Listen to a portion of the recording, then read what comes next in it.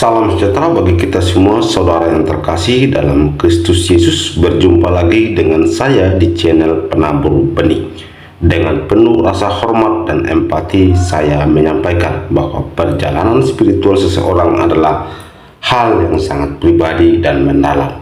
Setiap individu memiliki pengalaman hidup yang unik dan membentuk keyakinan dan pilihan mereka.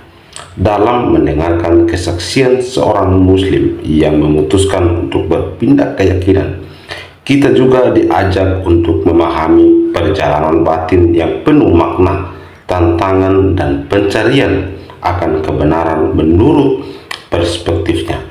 Kesaksian ini bukan hanya sekadar cerita yang kita dengarkan, tetapi juga cerminan dari keberanian seseorang untuk mengikuti suara hati dan keyakinannya.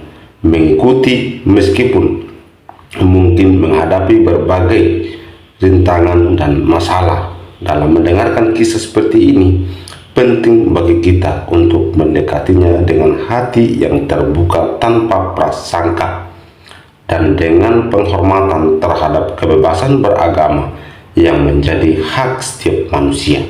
Semoga kisah ini dapat menjadi pelajaran berharga, baik dalam memahami keberagaman, memperkuat toleransi, maupun merenungkan perjalanan iman kita masing-masing. Mari kita jadikan pengalaman ini sebagai pengingat bahwa setiap orang memiliki hak untuk mencari dan menemukan jalan hidup yang menurutnya membawa kedamaian dan kebahagiaan sejati. Karena itu, saudara terkasih, di channel Penabur Benih akan mengucapkan terima kasih banyak untuk teman-teman semua yang sudah subscribe, like, komen, dan share video-video dari Penabur Benih, sehingga channel ini boleh terus berkembang dan kiranya nama Tuhan yang selalu dipermuliakan dalam kehidupan kita sebagai orang yang percaya kepadanya. Karena itulah Penabur Benih adalah seseorang yang melakukan firman Tuhan itu kepada keluarga, kawan, dan kenalannya, serta merenungkan kasih Kristus dalam kehidupannya. Perumpamaan diceritakan dalam Injil Matius pasal 13 dan Lukas pasal 8, di mana menggambarkan Yesus yang menaburkan benih firman Tuhan ke dalam berbagai jenis hati manusia. Hati yang seperti pinggir jalan dirampas iblis, hati berbatu yang hanya sementara menerima firman, hati berduri yang terhimpit kesibukan duniawi, dan hati tanah subur yang mengerti firman dan berbuah. Makna dari perumpamaan adalah seorang penabur dan juga benih dan tanah. Maknanya, penabur melambangkan Yesus Kristus sendiri yang datang untuk menaburkan firman Tuhan tentang kerajaan Allah. Benih adalah firman atau sabda Tuhan tentang kerajaan Allah. Tanah mewakili hati setiap manusia yang menerima firman Tuhan tersebut. Tanah di pinggir jalan, benih di sini adalah orang-orang yang mendengarkan firman tetapi tidak memahaminya, sehingga iblis mengambil firman itu dari hati mereka dan mereka tidak sampai percaya atau diselamatkan. Dan juga masih banyak lagi cerita-cerita lain perumpamaan tentang tanah dan juga tanah yang berbatu, tanah yang di pinggir jalan, tanah yang berduri, dan juga tanah yang subur atau baik. Namun ada pesan utama dari perumpamaan ini adalah bahwa penerimaan firman Tuhan sangat bergantung pada kondisi hati seseorang, dan hanya hati yang tulus dan jujur yang akan dapat memahami dan menghasilkan buah dari firman Tuhan tersebut. Mari kita menonton dan menyaksikan video berikut ini. Nah, teman-teman sekalian, seperti biasanya ya, sebelum kita memulai acara kita, saya memberikan informasi kepada teman-teman supaya teman-teman membagikan siaran ini, tap-tap siaran ini, jangan lupa juga untuk follow siaran ini, karena kalau teman-teman nanti tidak follow, teman-teman itu bisa ketinggalan yang mana akun aslinya, ya. Nah, ini karena setelah saya teliti, kemarin itu sering YouTube-nya itu sering hang begitu karena kita terlalu jauh di bawah. Karena saya itu siaran di bawah di garasi. Jadi routernya itu di atas ini, jadinya sering putus sinyalnya. Ya. Oke, teman-teman, tanpa berlama-lama kita memulai saja acara kita. Ingat ya teman-teman, sekali lagi saya katakan ini adalah forum diskusi lintas agama. Jadi bagi teman-teman yang mungkin baru saja mendapati channel ini, baru pertama kali tahu tentang channel ini, saya informasikan kepada kalian ini channel diskusi atau debat antara Islam dan Kristen. Ini mempertemukan dua kubu atau dua pihak ya, antara Islam dan Kristen. Jadi silahkan bagi kalian yang mau naik, silahkan naik. Yang kejang-kejang, jangan cuman kejang di kolom komentar. Naik ke sini. Kalau kalian cuma kejang di kolom komentar saja, mending kalian itu mandi lumpur. Ya. Oke, ayo silakan. Oke, kita kasih naik ada sebentar, ini belum sudah ada yang ngajak PKP kayak ini, kenapa sih? Kita kasih naik ada sebentar ya.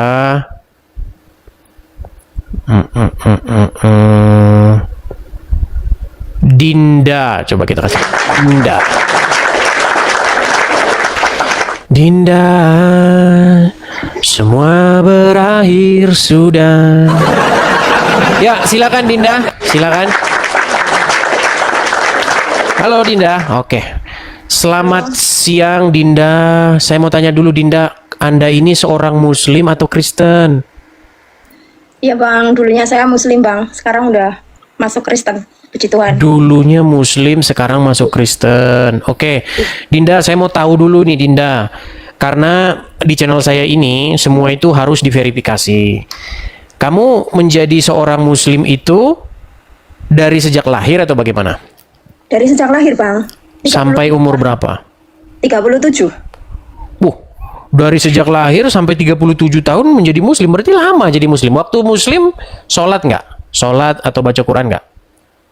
Iya, sholat tapi jarang-jarang Bang. Sholat tapi jarang-jarang. Yang ngaji, belajar Quran kayak gitu. Oke, coba saya mau denger nih Dinda, ketika kamu sholat dulu atau kamu membaca Al-Quran, kami pengen denger nih, untuk mengkonfirmasi saja ya, bukan untuk membuat Anda balik lagi ke Islam, tapi untuk mengkonfirmasi apakah Anda memang pernah jadi Islam. Silakan, kami pengen denger bacaan Quran Anda. Silakan. Surat-suratan aja ya Bang, soalnya kalau Quran aku udah lupa Bang, udah lama banget dulu waktu masih SD.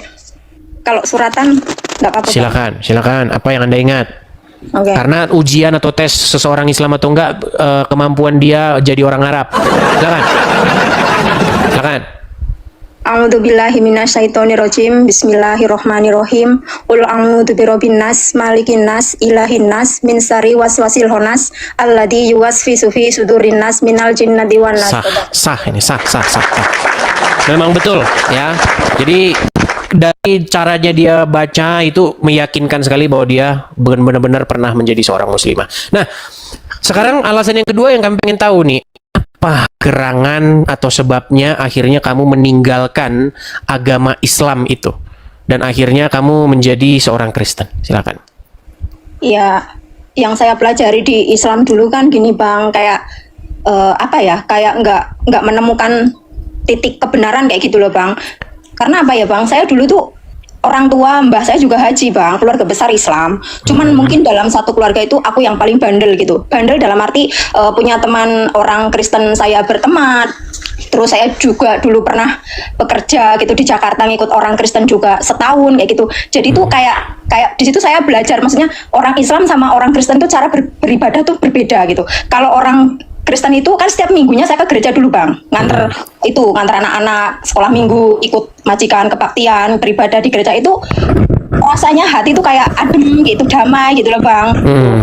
Terus dulu saya waktu Islam itu kayak apa ya, jadi kayak ada paksaan gitu loh. Setiap hari kayak bapak saya dulu sholat, wudhu, inilah itulah, sholat subuh. Sempat disabet nggak kalau nggak mau sholat?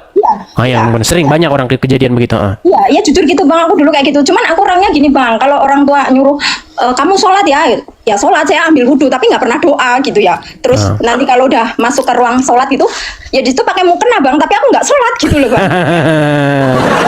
Iya. Jadi intinya cuman gara-gara disuruh biar kelihatan sholat, padahal ya cuman gitu-gitu aja ya. Betul. Ya silakan. Terus puji Tuhan, kemarin saya itu di Taiwan. Saya posisi di Taiwan bang. Oh, posisi Taiwan. Oke. Ya, saya baptis di sini kemarin tanggal 21 pas Natal bersama itu bang, sebelum Natal lah. Mantap. Paling baru satu minggu ini bang baptis. Puji Tuhan. Baru seminggu. Wah, baru seminggu lebih, berarti masih fresh banget ya. Iya bang. Oke. Kenapa ini kok akhirnya meninggalkan agama Islam dan baru masuk Kristen seminggu yang lalu? Sebabnya apa ini? Apa gara-gara mempelajari sebelumnya, atau gara-gara melihat orang-orang Kristen sebelumnya, atau gimana? Atau sering nonton debat? Apa sebenarnya yang akhirnya mengambil keputusan untuk memutuskan dibaptis? Ya baik bang, aku ceritain di sini sebelumnya, karena jujur ya bang, saya mengenal Tuhan Yesus itu dari suami saya yang kedua. Oh, menikah lagi. Ya, dulu. Tapi apa jangan-jangan gara-gara nikah ini? Jangan-jangan gara-gara nikah aja? Bagaimana? Ya enggak gitu, maksudnya gini bang, karena suami saya ini yang kedua ini kan maksudnya dia mengenalkan Tuhan suami ke aku, dia memperkenalkan Tuhan Yesus, tapi aku nggak memperkenalkan yang namanya Tuhanku ke dia gitu. Tapi dia mau belajar sendiri, karena kita berkomitmen itu kalau kamu mau jadi suami aku, kamu harus ikut aku ke Islam gitu. Tapi di situ aku nggak pernah mau mengenalkan, dan dia malah yang selalu nyuruh aku gini, sholat yang gitu kan, sholat puasa gitu. Tapi tadinya malah dia nyuruh sholat malahan. Iya, aku nggak mau. Oke. Iya gitu bang, males gitu, banyak malesnya gitu. Kayaknya aku dari kecil tuh selalu disuruh sholat, tapi ya ujung-ujungnya memang nggak tahu gitu bang, apa tujuannya. Selalu berdoa itu minta kayak jalan yang lurus, tapi memang nggak pernah saya dapatkan di situ. Kayak sebelum aku mengenal suami ini, kayak hidup itu dulu sering kayak apa ya, merasa kayak gelisah, kekurangan terus gitu bang. Tapi setelah kenal sama suami, dia memperkenalkan dan saya mau belajar kayak gitu. Saya belajar Alkitab juga bang gitu. Oke. Pelan-pelan gitulah bang, maksudnya belum sempurna, baru pelan-pelan kayak gitu. Kalau percaya sama Tuhan itu, aku udah sama Tuhan Yesus itu udah ada setahun yang lalu lah bang. Terus aku mau. Tapi kok bisa tahu channel ini? Bagaimana jalan ceritanya? Dari suami, terus aku juga ngikuti Bang Edi. Pantesan. Ternyata ketika saya ngomong, teman-teman silakan klik share dan bagikan kepada siapa saja yang kalian anggap perlu mendengarkan. Nah, berarti itu dibagikan sama dia ya? Iya. Nah, berarti Jos itu suami.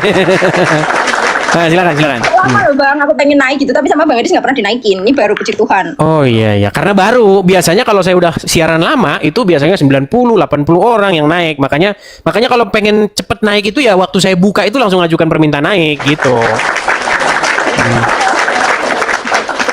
Lah Bang Edi gitu memberikan kesaksian. Oke. Saya juga mendapat berita, saya mendapat informasi dari teman-teman bahwasanya nggak ada suara bang.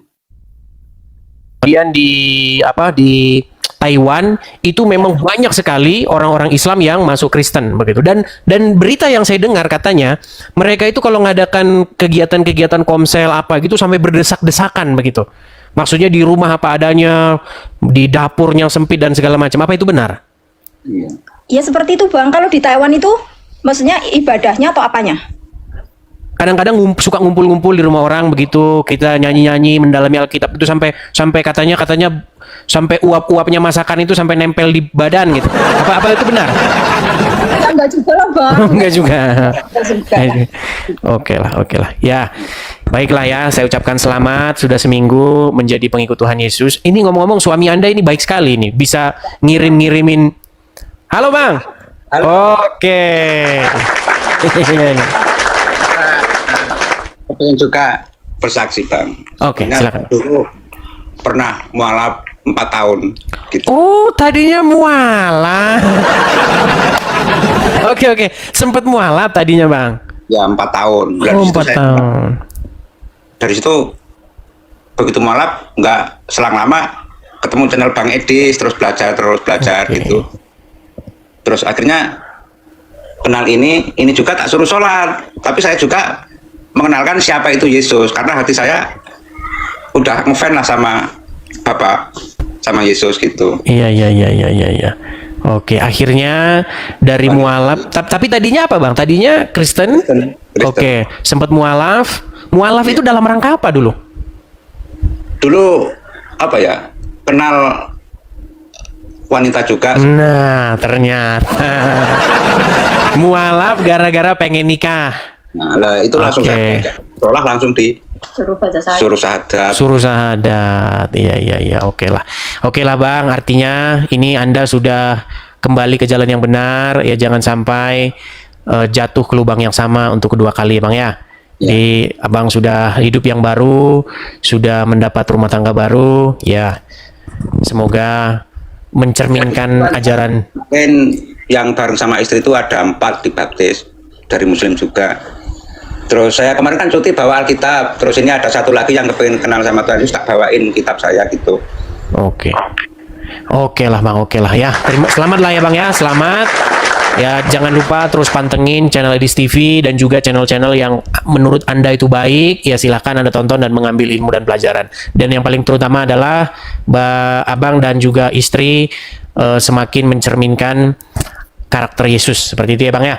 Bang. Oke, seperti itu. Oke, terima kasih ya. Kita berikan kesempatan kepada yang lain. Selamat siang. Oke, Ya, dari halo. Taiwan.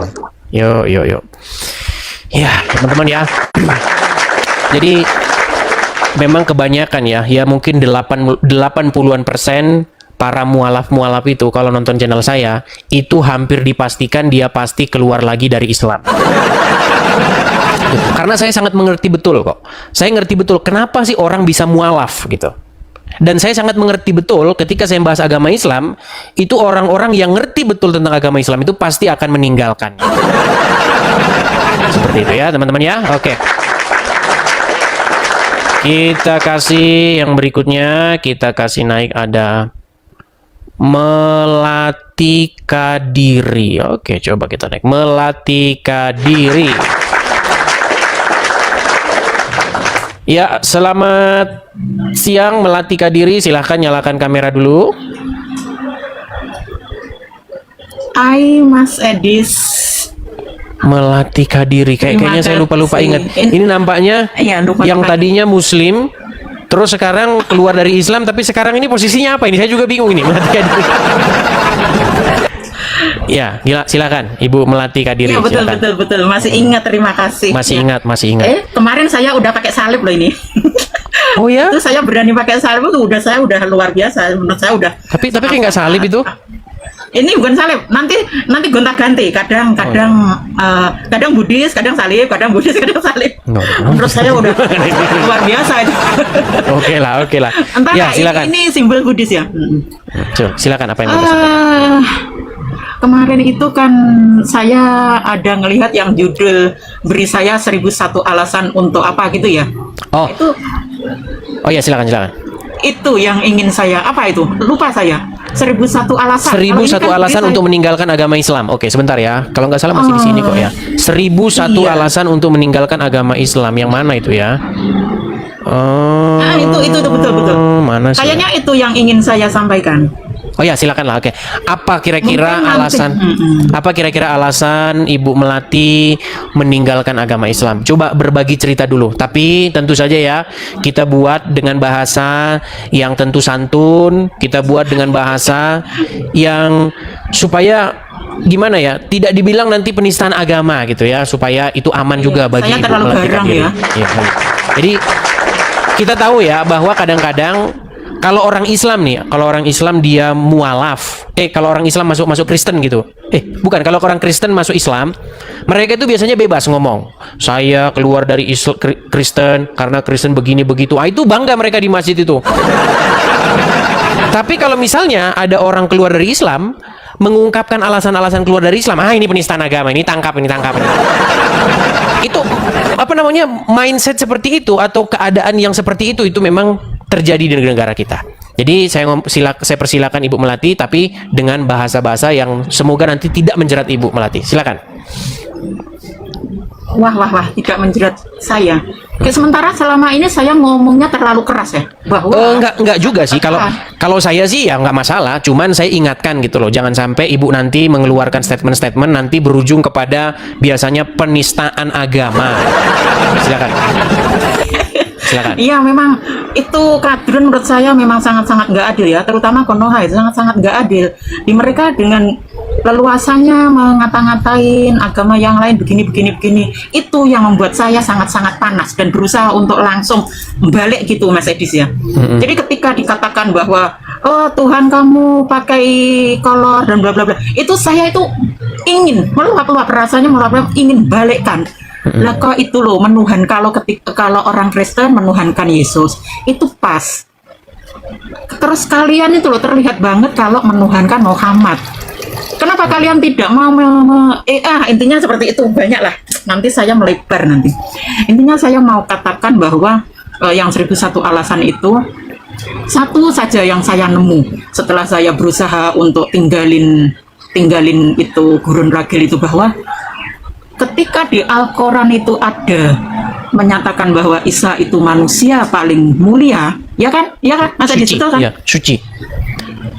Suci. Ya. Manusia paling suci. Terus ketika orang Kristen menuhankan itu menurut saya sangat pas. Lah kenapa kok malah menuhankan, kita orang Islam kok malah menuhankan yang namanya Mehmet? Saya nggak mau sebut namanya dia, biar tidak dikata sebagai penistaan. Jadi dari sini saja sebetulnya kita kalau pakai nalar logika gitu sudah pas. Seharusnya yang dituhankan itu adalah manusia yang paling mulia, dan katanya diceritakan kan itu kan ditarik ke surga hidup sampai sekarang. Ya ini loh jelas. Nah ketika mereka menuhankan Yesus, kenapa kok ribet, bingung, mengolok-ngolok Tuhannya manusia lah, Tuhannya apalah. Ini menurut saya nggak adil ketika kita itu dipaksa untuk meyakini apa yang disampaikan oleh Mehmetnya itu. Nah, ketika kita semua orang Islam itu bahkan dari bangun tidur sampai mau tidur lagi semua adalah katanya Mehmet. Ini kata Mehmet begini, jadi kita harus melakukan, maka kita akan mendapatkan pahala, kan seperti itu. Jadi itu artinya kan menuhankan karena semua apapun kata-kata si Mehmet itu harus kita ikuti. Ini namanya menuhankan, tapi nggak sadar. Orang Islam nggak paham itu menuhankan, di otak itu tetap Muhammad itu nabi, itu cuma manusia biasa dan bla bla bla. Cuma seperti itu memang. Jadi itulah alasan ibu akhirnya meninggalkan agama Islam ya. Oh, sebetulnya yang kalau saya dari 2020 mah, kalau saya berani pakai salib kemarin itu udah 2025, tadinya masih takut, walaupun demikian masih takut orang lihat itu jadi ngelirik gitu. Sekarang ngelihat saya jadi ngelirik, kok seperti itu ya, kenapa ya? Itu yang melirik-lirik itu apakah tetangga atau bagaimana?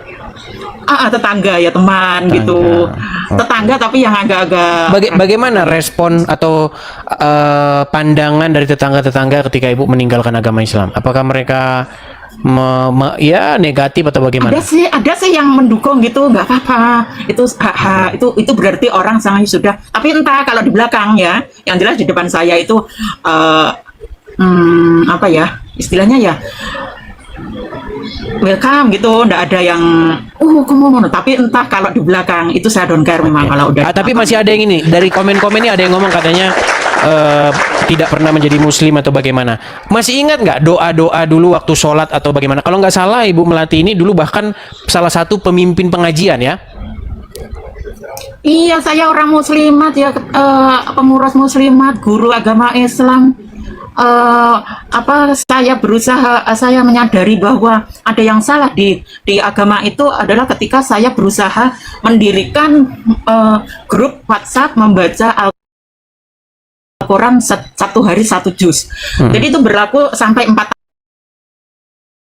grup membaca Quran satu hari satu juz tadi adalah kebanyakan anggotanya wanita. Akhirnya kan ada ketentuan bahwa wanita itu tidak boleh ketika wanita kan tiap bulan selalu datang bulan. Nah ketika datang bulan itu nyebut bismillah saja nggak boleh, menyebut itu udah haram, dosa, malah berdosa. Apalagi membaca Quran yang 1 juz, 2 juz, apalagi gitu, nggak boleh. Akhirnya kita. Tapi masih ingat nggak Ibu Melati masih ingat nggak bacaan Quran? Coba. Sebetulnya saya itu sekarang udah begini, moto saya, kalau dulu saya sampaikan walaupun 1 ayat, sekarang saya buang walaupun 1 huruf. Arab. Wah. Seperti itu. Jadi terlalu Berarti radikal tapi nggak saya. ingat lagi. Tapi berarti nggak ingat lagi atau bagaimana? Apakah masih ada ingatan? Ingatlah kalau mau. Coba. Ingatlah. Coba Yuk. kita pengen denger nih satu surat coba yang masih Ibu ingat. Ayo, harus ngingat-ngingat, Yung. Sebetulnya saya udah oke lah sebetulnya. Tapi nggak Udah apa-apa, banget. demi supaya penonton nanti tidak mengatakan ini penipu settingan gitu. Coba bacakan satu surat supaya penonton-penonton yang muslim-muslim yang tidak menerima bahwa makin banyak orang yang keluar dari agama Islam ini mereka sadar bahwa Ibu memang benar pernah menjadi seorang muslimah. Dulu saya biasanya kalau pagi surat Al-Mulk. Coba Kabar surat dia Al-Mulk. itu. Coba surat Kalau- Al-Mulk. Oh, jangan, ndak hafal kalau sampai berapa ayat ndak hafal. Terus kalau Yang bagian siang- depannya saja, kita nggak perlu semuanya. Al-Mulk kayaknya tabarok seperti itu. Dan kalau asar itu Ar-Rahman sama Al-Waqiah. Ar-Rahman. Coba yang hafal aja, yang hafal. Insan. Hafal banyak sih sebetulnya. Apa ya? Aduha. Ya surat Ad-Duha coba. Wal laili idza sajama wa da'a karbuka wa maqala walal akhiratu khairul laka minal ula. Wala sawfa yudhkaruka fatata. Sudah, apa itu udah sah itu sah. Sudah banyak ayat. Udah sah. Hafal. Sah. Oke lah intinya Doa teman-teman saja ratusan Mas Edis kita Ya. hafal. intinya teman-teman ya yang muslim-muslim maksudnya teman-teman sebangsa ya. Jadi kalian harus tahu Enggak bohong bahwasanya saya, enggak bohong. ya Ibu ini memang benar kok. Dulu kalau nggak salah setahun yang silam itu kita sering ngobrol dan Ibu dulu saya suruh baca surat apa itu masih ingat kok. Ya, jadi memang kalian harus melek bahwasanya sudah banyak orang-orang yang meninggalkan agama Islam. Jadi kalian itu ya jangan menipu diri sendiri. Ya. Oke lah Ibu, saya ucapkan selamat. Iya. Saya ucapkan selamat karena sudah Terima meninggalkan kasih. ajaran agama Islam dan semoga Ibu on the way nih kepada kebenaran seperti itu. Karena sekarang posisinya belum jadi Saya Kristen udah ya. merasa Yesus itu menyatu dengan saya. Oke, tinggal dibaptisnya ya. Belum gimana dibaptis ya? tapi kan? Saya masih takut itu, Mas Edis. Oke, masih Macam takut. apa ya, macam klenik gimana gitu. Jadi saya mungkin mau baptis pakai air kelapa Nusantara, yaitu saya berujukan gitu. Kira-kira siapa nggak? Yalah, pelan. Artinya perlu banyak belajar dulu lah. Yang jelas meninggalkan ajaran yang terdahulu itu sudah satu langkah yang pertama harus diambil dan kemudian yang selanjutnya nanti seiring berjalannya waktu.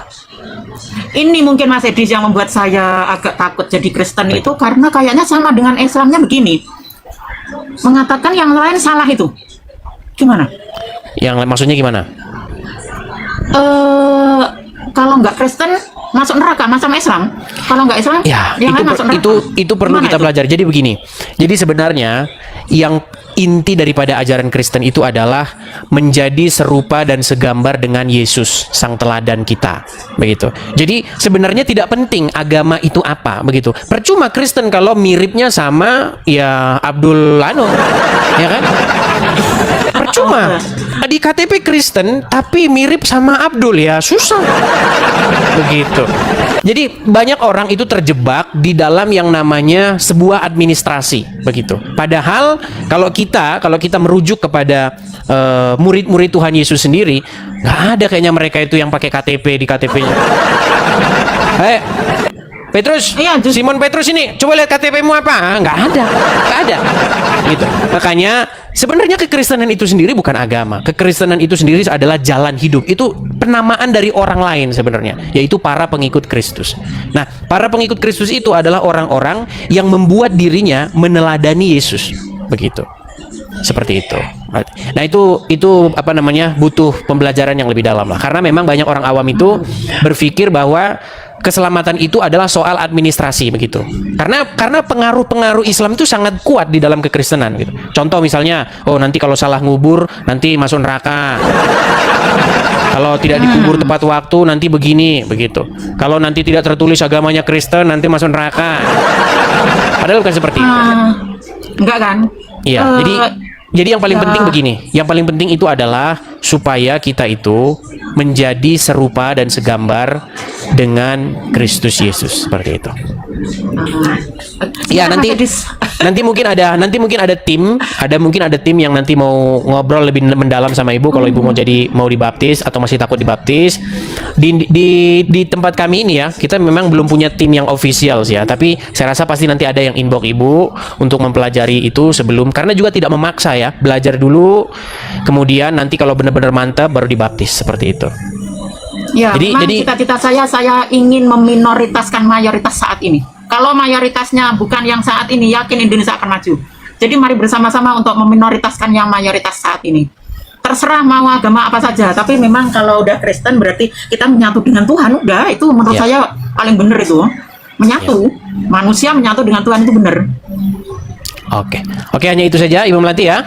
Kita berikan kesempatan kepada yang lain ya. Seribu alasan untuk berhenti jadi Islam itu banyak. Jadi kalau mau pakai nalar logika, yakin sebetulnya mereka akan segera bisa melepaskan Islamnya. Tapi itu otaknya masih mati, masih mengkeret. Oke, terima Oke, kasih Mas hanya itu. Edis. Baik. Saya turunkan ya. Terima kasih, terima Ibu kasih. Melati. Ya, saya turunkan. Ya, silakan yang mau mengajukan permintaan naik. Yang jelas ibu itu tadi dia dari Muslim ya, ibu itu dari Muslim dan dia mengalami gejolak begitu, dia mengalami goncangan, akhirnya dia meninggalkan agama Islam. Nah, sekarang ini posisi ibu itu memang dia belum memilih, dia belum mempelajari Kristen, dia belum mempelajari, intinya dia hanya keluar dari Islam begitu, seperti itu. Ya. Demikian video kesaksian yang kita sudah dengarkan secara bersama-sama. Kesaksian ini yang sangat luar biasa sekali, di mana ia menyampaikan pengalaman spiritualnya bersama dengan Kristus dan ia mengalami perubahan yang luar biasa. Orang yang sakit disembuhkan melalui kuasa darah Tuhan kita Yesus Kristus. Makanya jangan sampai terlambat ketika kita percaya kepadanya, karena dia adalah Allah yang berkuasa baik di bumi maupun di sorga, dan dia juga adalah Allah yang tidak bisa dibatasi oleh ruang dan waktu, apalagi dibatasi oleh manusia. Apa yang Tuhan pikirkan tidak sama dengan apa yang manusia pikirkan. Karena itu saudara yang dikasih Tuhan, ia selalu menyatakan dirinya. Itu bukti kasih Allah, bahwa ia adalah Allah yang hidup, Allah yang selalu menyatakan kemuliaannya bagi orang yang mau percaya dengan sungguh-sungguh dan takut akan dia. Lukas pasal 18 ayat 15 sampai 17 mengatakan demikian. Lembaga Alkitab Indonesia memberikan satu judul, Yesus memberkati anak-anak. Maka datanglah orang-orang membawa anak-anaknya yang kecil kepada Yesus, supaya ia menjamah mereka. Melihat itu, murid-muridnya memarahi orang-orang itu. Tetapi Yesus memanggil mereka dan berkata, biarkanlah anak-anak itu datang kepadaku, dan janganlah kamu menghalang-halangi mereka. Sebab orang-orang yang seperti itulah yang empunya kerajaan Allah. Aku berkata kepadamu, sesungguhnya barang siapa tidak menyambut kerajaan Allah seperti seorang anak kecil, ia tidak akan masuk ke dalamnya.